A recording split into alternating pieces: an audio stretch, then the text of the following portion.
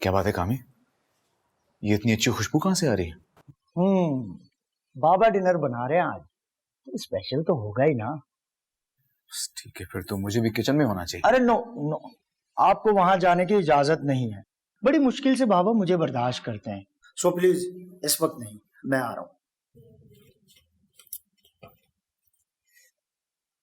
गुलों में रंग भरे बादे नो बहार चले चले भी आओ। एक मिनट के गुलशन सना।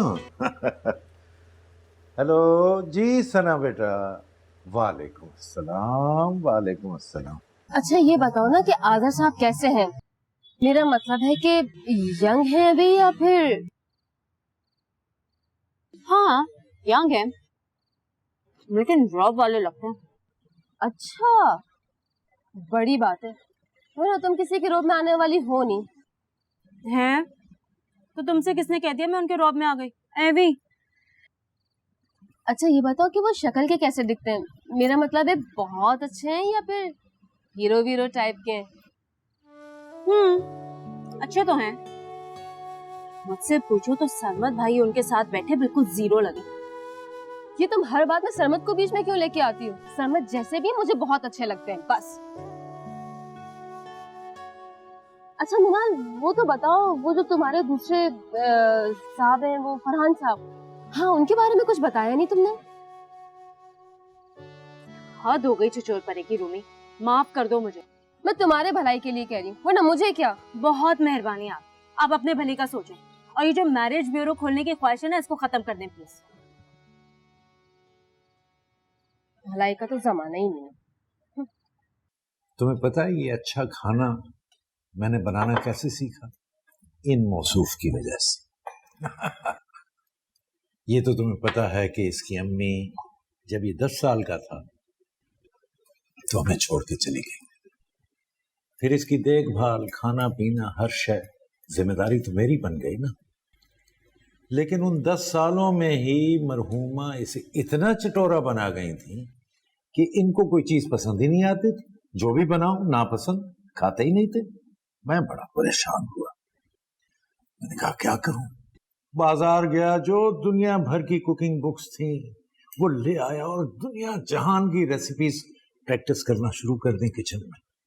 आहिस्ता आहिस्ता धीरे धीरे ये आज खाना तुम्हारे सामने है जो टेस्टी है और तुम्हें अच्छा लग रहा है। ये भी खाता है। बाबा, आज़र बहुत लकी है कि आप उसके फादर हैं। कभी कभी तो मुझे आज़र पे रश्क होता है कि ये आपका बेटा क्यों है, मैं आपकी बेटी क्यों नहीं हूँ। ये किसने कहा है कि तुम मेरी बेटी नहीं हो? तुम मेरी अपनी बेटी हो, बिल्कुल अपनी, और ये घर तुम्हारा। ये तो आप कह रहे हैं ना, आज़र ऐसा कहाँ समझता है। इसके लिए तो मैं अभी भी आउटसाइडर हूँ। कुछ नहीं है ऐसा एमी।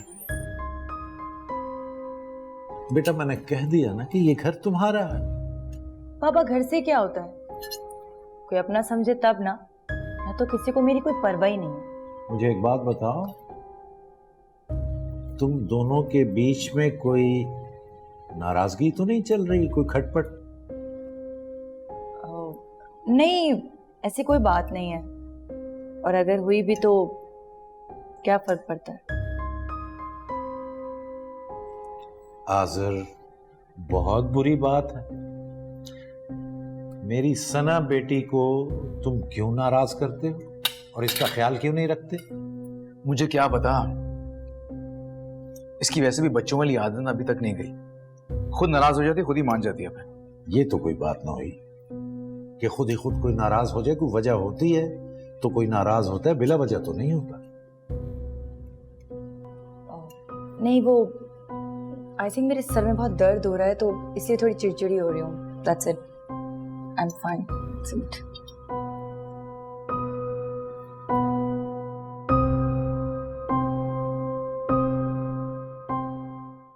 इतनी जल्दी भी क्या थी उस लड़की को, जबकि मैंने उसको कहा भी था कि मैं तुम्हें छोड़ के आया करूंगा रोजाना ऑफिस। चली गई सुबह सुबह। मैंने भी कहा था मानी नहीं, कहने लगी कि ऑफिस का पहला दिन है, वक्त से पहले पहुंचना चाहती हूँ, और फिर मामू की गाड़ी का कोई रिस्क भी नहीं ले सकती, रिक्शे पे चली जाऊंगी।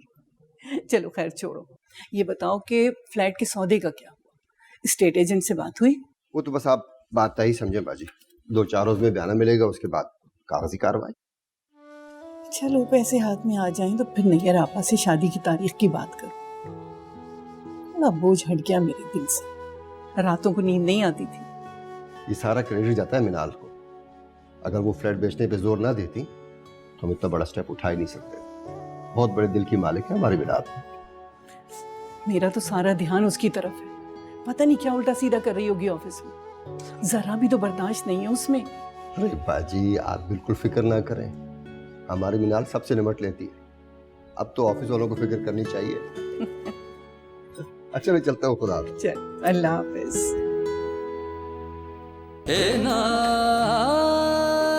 इनायत हो